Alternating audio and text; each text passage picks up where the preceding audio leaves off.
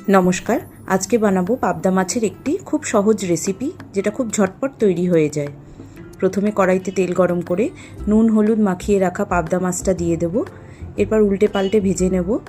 তারপর কড়াইতে কালো জিরে ফোড়ন দিয়ে সাদা সর্ষে কালো সর্ষে 1 চামচ আর পোস্ত 1 চামচ 5-6টা কাঁচা লঙ্কা দিয়ে একটা মিহি পেস্ট করে দিয়ে দেব। মশলাটা একটু কষিয়ে নিয়ে 1/2 চামচ হলুদ 1/2 চামচ জিরে গুঁড়ো দিয়ে আরেকটু কষিয়ে নেব। এরপর মিক্সির বাটিটা ধুয়ে পরিমাণ মতো জল দিয়ে দেব। এরপর স্বাদ মতো লবণ আর ভাজা মাছগুলো দিয়ে ভালো করে ফুটিয়ে নেব। ঝোলটা ভালো করে ফুটে গেলে ওপর থেকে ধনেপাতা কুচি দিয়ে নামিয়ে দেব। রেডি আজকের রেসিপি সর্ষে পাবদার ঝাল। ভিডিওটি যদি ভালো লাগে অবশ্যই একটা লাইক করে দেবেন।